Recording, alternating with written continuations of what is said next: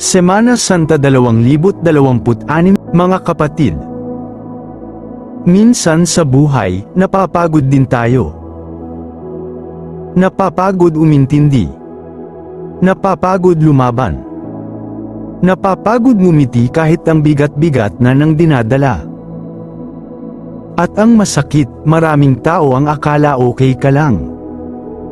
Pero ang hindi nila alam, kapag mag-isa ka na, doon mo kinakalaban ang sarili mo. Doon pumapasok lahat ng tanong. Lord, hanggang kailan? Bakit parang ang bigat na ng lahat? At baka habang pinapakinggan mo ito ngayon, isa ka sa mga tahimik na lumalaban.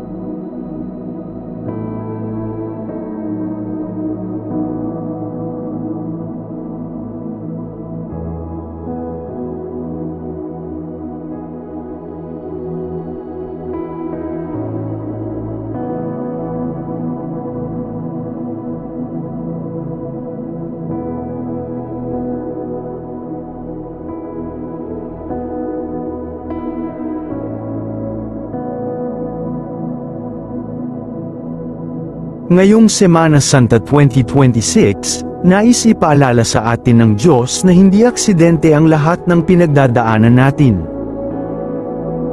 Dahil kahit si Kristo, dumaan din sa matinding sakit.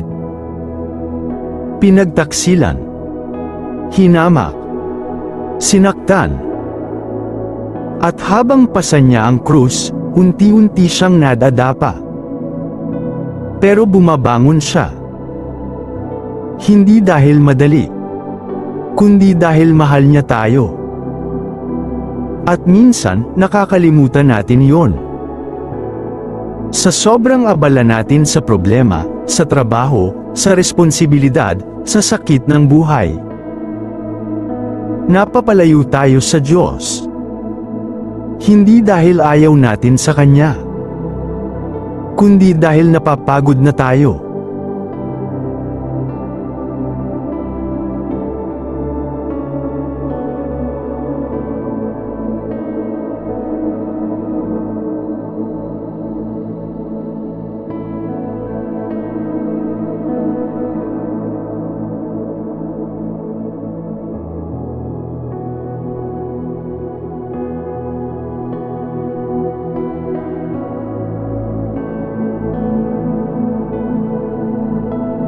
Pero alam mo kung anong maganda.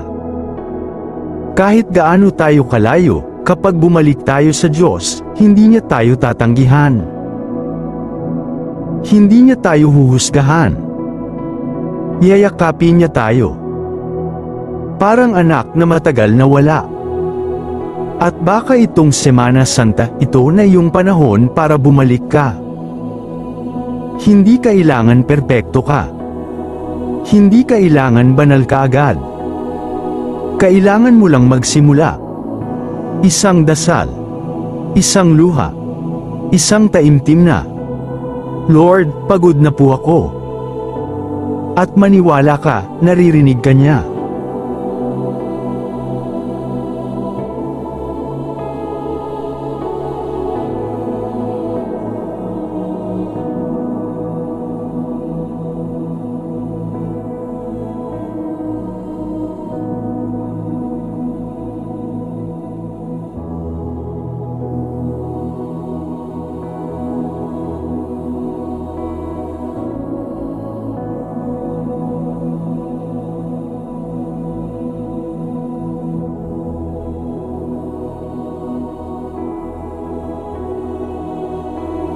May mga tao ngayong taon na nawala ng mahal sa buhay. May mga taong iniwan. May mga taong hindi na alam kung paano magsisimula ulit. At baka isa ka roon. Pero tandaan mo ito. Kapag pakiramdam mo tapos na ang lahat, doon kadalasang nagsisimula ang plano ng Diyos.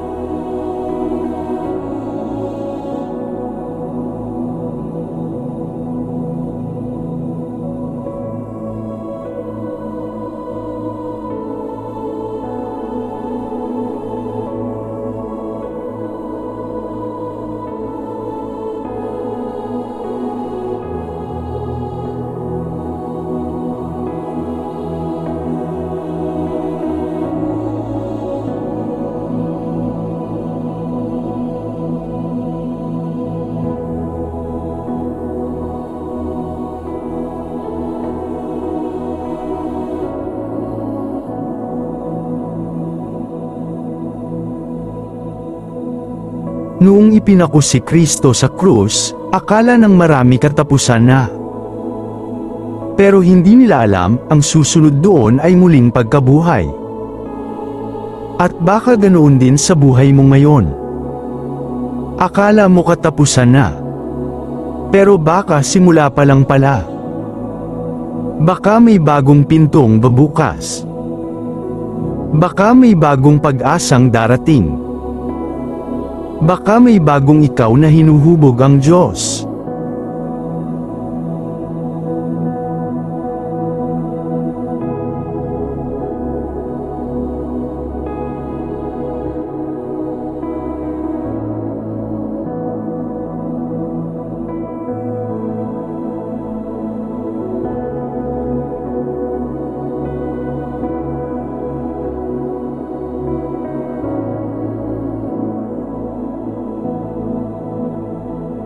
Kaya kung pagod ka, magpahinga.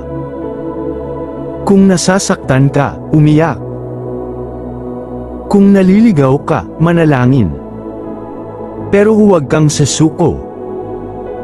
Dahil pagkatapos ng Biyernes Santo, darating din ang linggo ng pagkabuhay. Pagkatapos ng dilim, may liwanag. Pagkatapos ng sakit, may paghilom. At pagkatapos ng lahat ng pinagdadaanan mo ngayon, may dahilan ang Diyos kung bakit Kanya pinatatag.